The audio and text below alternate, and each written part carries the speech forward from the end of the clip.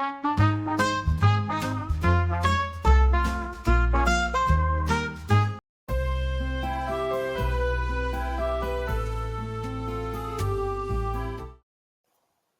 à tous, j'espère que vous allez bien. Bienvenue sur ce podcast de français intermédiaire dans lequel je vais parler de ma vie à Paris. J'ai grandi dans l'ouest de la France, mais j'ai aussi vécu 5 ans à Paris, de 2018 à 2023. J'ai obtenu ma licence dans la ville de Nantes, mais le master que je voulais faire était à Paris. J'ai donc déménagé là-bas. J'ai commencé les cours de master en septembre 2018.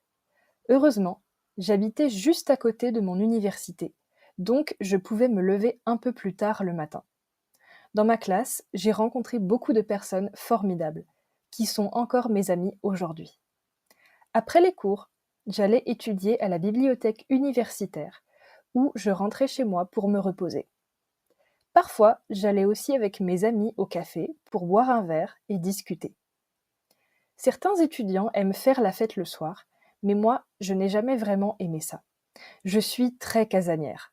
Savez-vous ce que veut dire casanier ? C'est quelqu'un qui aime rester chez lui. Peut-être que certains d'entre vous sont aussi casaniers ? En revanche, j'aime beaucoup sortir pour visiter de nouveaux endroits.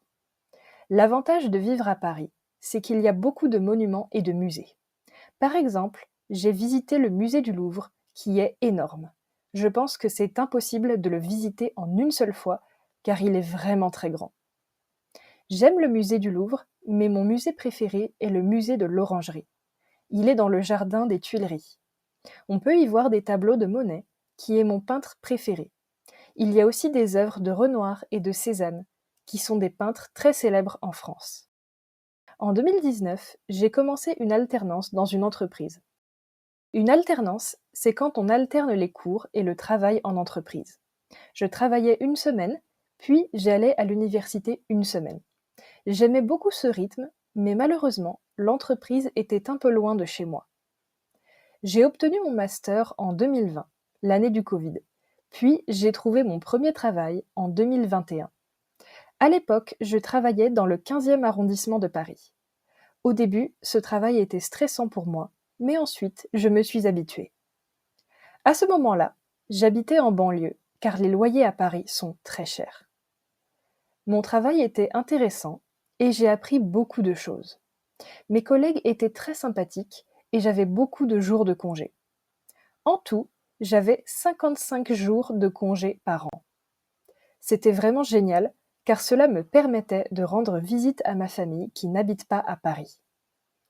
En revanche, les transports parisiens sont souvent compliqués. Dans Paris, il y a des métros et des RER, donc c'est facile de se déplacer. Les RER sont des trains qui circulent dans Paris et en banlieue.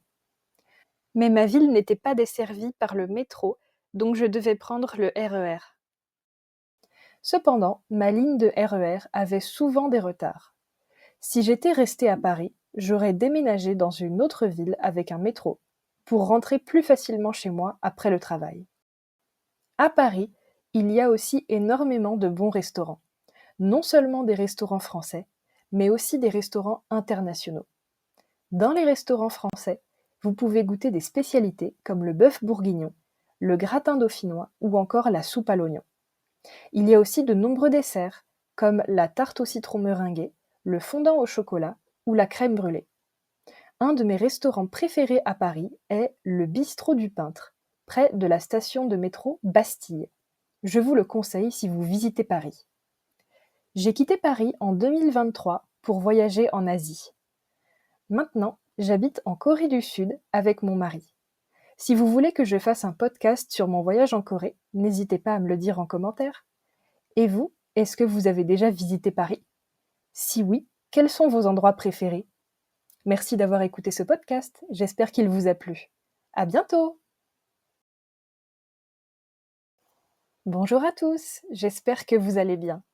Bienvenue sur ce podcast de français intermédiaire, dans lequel je vais parler de ma vie à Paris. J'ai grandi dans l'ouest de la France, mais j'ai aussi vécu 5 ans à Paris, de 2018 à 2023. J'ai obtenu ma licence dans la ville de Nantes, mais le master que je voulais faire était à Paris. J'ai donc déménagé là-bas. J'ai commencé les cours de master en septembre 2018. Heureusement, j'habitais juste à côté de mon université, donc je pouvais me lever un peu plus tard le matin. Dans ma classe, j'ai rencontré beaucoup de personnes formidables, qui sont encore mes amies aujourd'hui. Après les cours, j'allais étudier à la bibliothèque universitaire, où je rentrais chez moi pour me reposer. Parfois, j'allais aussi avec mes amis au café pour boire un verre et discuter. Certains étudiants aiment faire la fête le soir, mais moi, je n'ai jamais vraiment aimé ça. Je suis très casanière. Savez-vous ce que veut dire casanier? C'est quelqu'un qui aime rester chez lui. Peut-être que certains d'entre vous sont aussi casaniers? En revanche, j'aime beaucoup sortir pour visiter de nouveaux endroits. L'avantage de vivre à Paris, c'est qu'il y a beaucoup de monuments et de musées. Par exemple, j'ai visité le musée du Louvre, qui est énorme. Je pense que c'est impossible de le visiter en une seule fois, car il est vraiment très grand. J'aime le musée du Louvre, mais mon musée préféré est le musée de l'Orangerie. Il est dans le jardin des Tuileries. On peut y voir des tableaux de Monet, qui est mon peintre préféré. Il y a aussi des œuvres de Renoir et de Cézanne, qui sont des peintres très célèbres en France. En 2019, j'ai commencé une alternance dans une entreprise. Une alternance, c'est quand on alterne les cours et le travail en entreprise. Je travaillais une semaine, puis j'allais à l'université une semaine. J'aimais beaucoup ce rythme, mais malheureusement, l'entreprise était un peu loin de chez moi. J'ai obtenu mon master en 2020, l'année du Covid, puis j'ai trouvé mon premier travail en 2021. À l'époque, je travaillais dans le 15e arrondissement de Paris.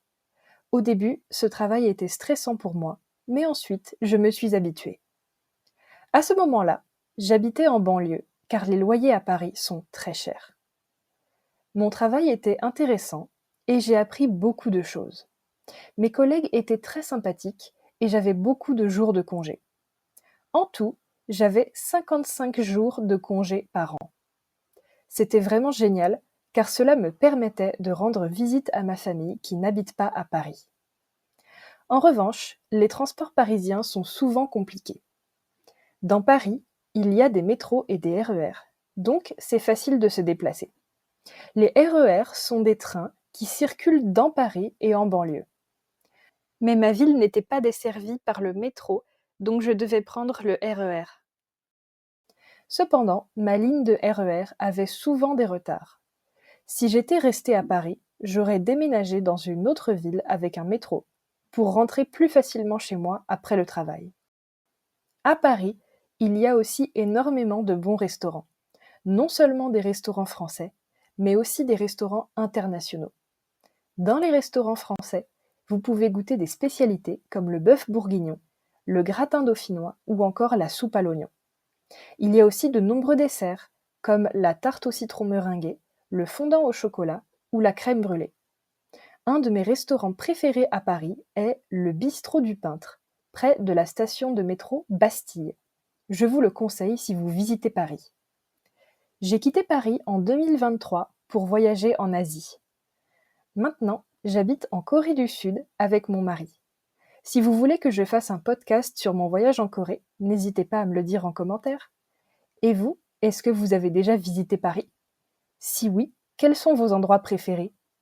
Merci d'avoir écouté ce podcast, j'espère qu'il vous a plu. À bientôt!